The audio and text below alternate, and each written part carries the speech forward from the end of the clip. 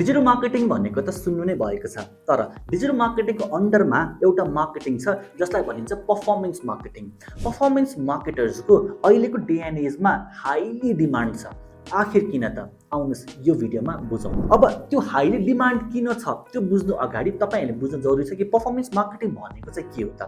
Digital marketing भनेको यदि तपाईले मार्केटिङ गर्दै हुनुहुन्छ डिजिटल च्यानल्सहरुको हेल्पबाट त्यसलाई भनिन्छ डिजिटल मार्केटिङ। पर्फर्मेन्स मार्केटिङ भनेको चाहिँ यदि तपाईले पेड एडभर्टाइजमेन्टहरुको हेल्पबाट जस्तै Facebook ad, Google ad, YouTube ad, Instagram ad यस्तो एडभर्टाइजमेन्टहरुको हेल्पबाट मार्केटिङ क्याम्पेन्सहरु रन गरिराख्नु भएको छ भने त्यसलाई भनिन्छ पर्फर्मेन्स मार्केटिङ। पर्फर्मेन्स मार्केटरको काम भनेको चाहिँ मार्केटिङ स्ट्र्याटेजीहरु क्रिएट गर्ने र एक्जिक्युट गर्ने हो पेड एडभर्टाइजमेन्टको हेल्पबाट। जब पेड एडभर्टाइजमेन्टको थ्रुबाट मार्केट क्याम्पेन्सहरु एक्जिक्युट हुन्छ तब रिजल्टहरु आउँछ। त्यो रिजल्ट राम्रो आयो कि नराम्रो? नराम्रो आयो भने चाहिँ त्यो डेटाको बेसिसमा त्यो रिजल्टलाई कसरी राम्रो गर्ने त नि, कसरी अप्टिमाइज गर्ने त नि हो त्यो पर्फर्मेन्सहरुलाई मेजर गर्ने, ट्र्याक गर्ने र अप्टिमाइज गर्ने काम गर्छ पर्फर्मेन्स मार्केटर्सहरुले। अब बुझौँ कि पर्फर्मेन्स मार्केटिङ कोलाई चाहिन्छ र किन चाहिन्छ। स्ट्रेट फरवर्ड एन्सर हो, पर्फर्मेन्स मार्केटर र पर्फर्मेन्स मार्केटिङ चाहिने भनेको चाहिँ बिजनेस ओनर्स, बिजनेसेसहरुलाई हो। बिजनेसलाई चाहिन्छ स्पिड। यदि तपाईँ बिजनेस ओनर हुनुहुन्छ र तपाईँ स्पिडमा जान चाहनुहुन्छ भने तपाईलाई चाहिन्छ पर्फर्मेन्स मार्केटिङ। तपाईले स्पिडमा जान सक्नु भएन एज अ बिजनेस ओनर भने चाहिँ तपाईको कम्पिटिसनले तपाईलाई जित्दिन्छ। अब तपाईले कम्पिटिटरलाई जित्न नदिनको लागि आफूले चाहिँ अलिकति फास्ट एक्ट गर्नुपर्ने हुन्छ। आफूले फास्ट आफ्नो क्याम्पेन्सहरु, मार्केटिङहरु, स्ट्र्याटेजीहरु एक्जिक्युट गर्नुपर्ने हुन्छ। त्यो गर्नको लागि चाहिँ तपाईले धेरै भन्दा धेरै आफ्नो राइट ऑडियन्सको अगाडि आफ्नो मेसेजलाई पुर्याउनु पर्ने हुन्छ। आफ्नो ब्रान्डिङ गर्नुपर्ने हुन्छ। आफ्नो प्रोडक्ट वा सर्भिस सेल गरेर धेरै ऑडियन्सलाई तपाईले कस्टमरमा कन्भर्ट गर्नुपर्ने हुन्छ। त्यसको लागि तपाई चाहिँ फास्ट एक्ट गर्नुपर्ने हुन्छ स्पिडमा। अब एउटा वे तपाईले त्यो सबै गर्नको लागि चाहिँ अर्ग्यानिक छ।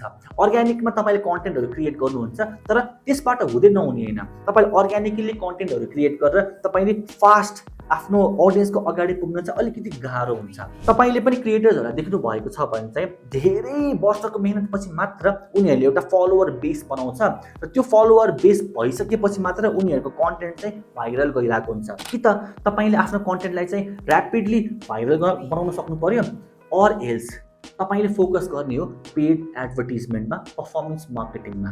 मेरो केसमा चाहिँ म every single day 1000 to 2000 high quality lead generate गरिरहेको हुन्छु। लीड भनेको चाहिँ contact details of my potential customers. त्यो लीड जेनेरेट गर्दाखेरि चाहिँ अब यसको यो 100% मा चाहिँ के हुन्छ भने 10% चाहिँ अर्ग्यानिक कन्टेन्ट क्रिएट गरेर चाहिँ मेरोमा लीडहरु आइरहेको हुन्छ।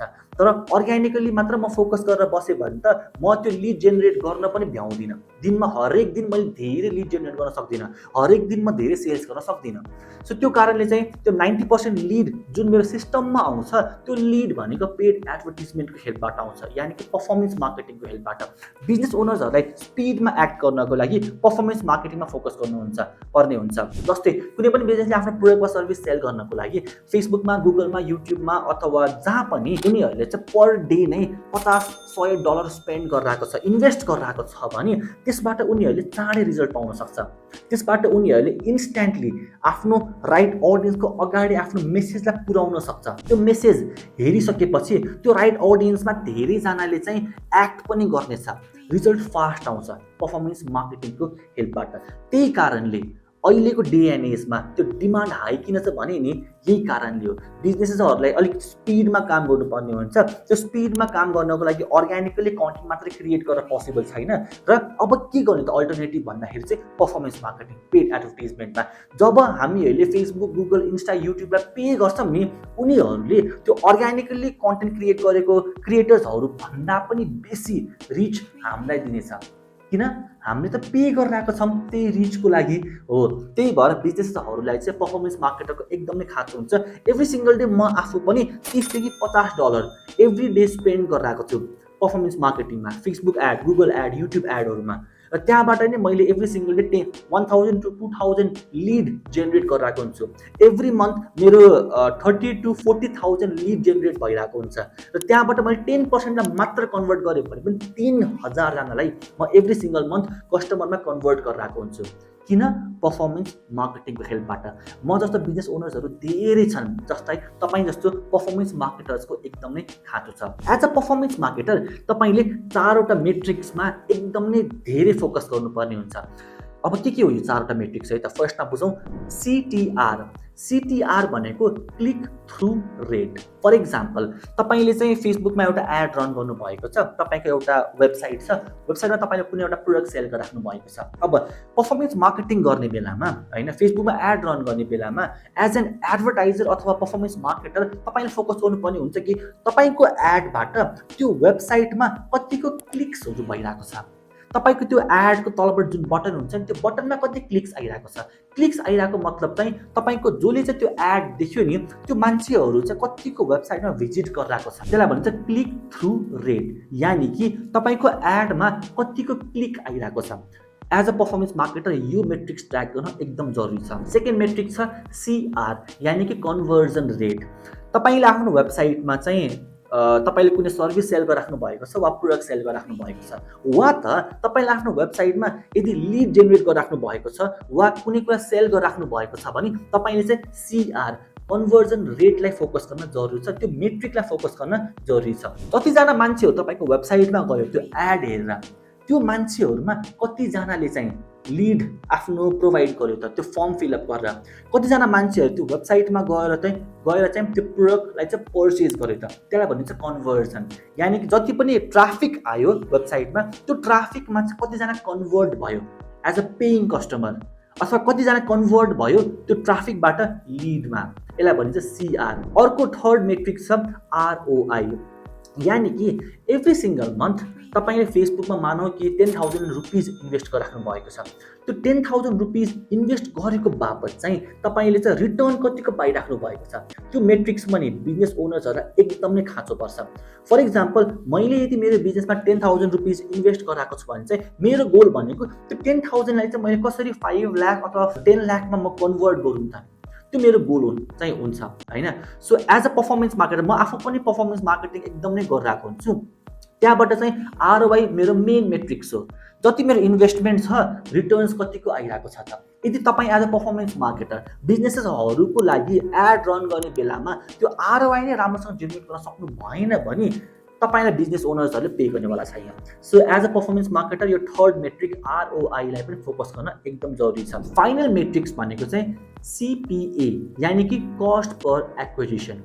तपाईँको एडबाट जति इन्भेस्ट गर्नु भएको छ, मानौ कि तपाईँले चाहिँ 10,000 इन्भेस्ट गरेर 1 लाख जेनेरेट गरिराख्नु भएको छ, अब त्यो 1 लाख जेनेरेट गर्नको लागि चाहिँ तपाईँले चाहिँ तपाईँको कस्टमर एक्विजिसन कस्ट कतिको छ त नि, त्यो 10,000 रुपिजमा कति रुपियाँ एउटा कस्टमर अक्वायर गर्नमा चाहिँ इन्भेस्ट भइरहेको छ त, हो त्यो त्यसलाई भनिन्छ कस्ट पर एक्विजिसन। यसलाई पनि फोकस गर्न एकदमै जरुरी छ as a performance marketer. So तपाईले अहिलेसम्म बुझ्नुभयो कि पर्फर्मेन्स मार्केटिङ भनेको के हो, पर्फर्मेन्स मार्केटिङ कसलाई चाहिन्छ, पर्फर्मेन्स मार्केटिङ किन चाहिन्छ बिजनेस ओनर्सहरूलाई, र तपाईले कुन कुन मेट्रिक्सहरूलाई ट्र्याक गर्नुपर्छ एज अ पर्फर्मेन्स मार्केटर। अब बुझौँ कि फिफ्थ पोइन्टमा पर्फर्मेन्स मार्केटर्सको स्कोप के छ त।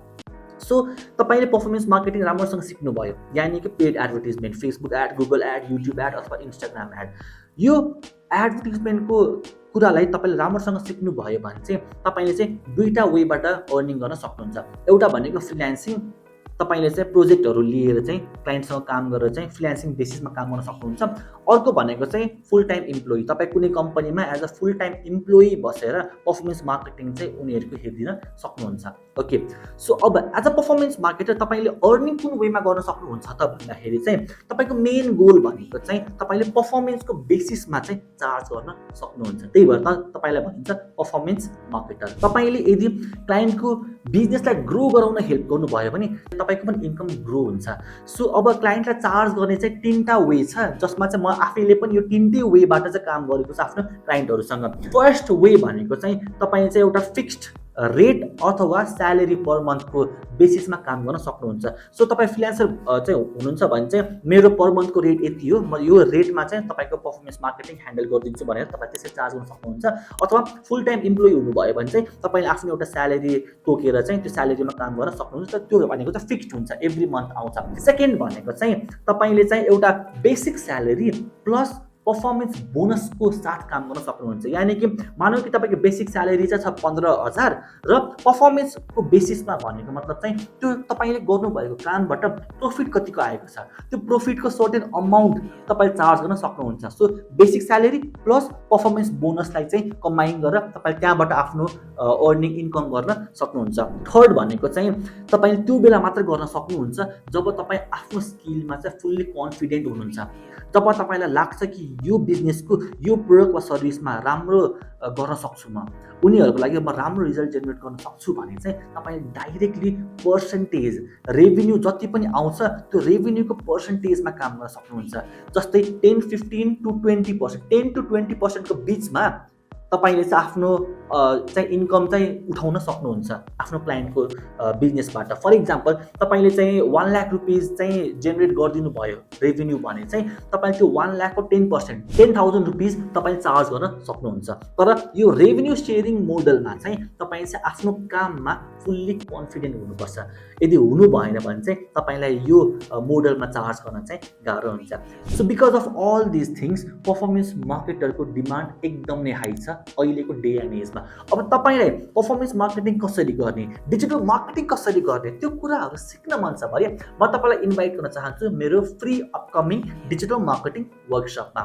digitalsaugat.com/live मा जानु होला, तलपट्टि तपाईँलाई लिङ्क पनि देखिराख्नु भएको छ। यो लिङ्कमा गएर तपाईँले मेरो फ्री अपकमिङ डिजिटल मार्केटिङ वर्कसपको लागि रेजिस्टर गर्न सक्नुहुन्छ, जसमा म तपाईँलाई डिजिटल मार्केटिङ इन डेप्थमा सिकाउनेछु। सो भिडियो हेर्नु भइसकेपछि भिडियोलाई लाइक गर्नु होला, कमेन्ट गर्नु होला र मेरो अपकमिङ वर्कसप digitalsaugat.com/live मा गएर रेजिस्टर गर्नु होला। See you inside the workshop. Bye by.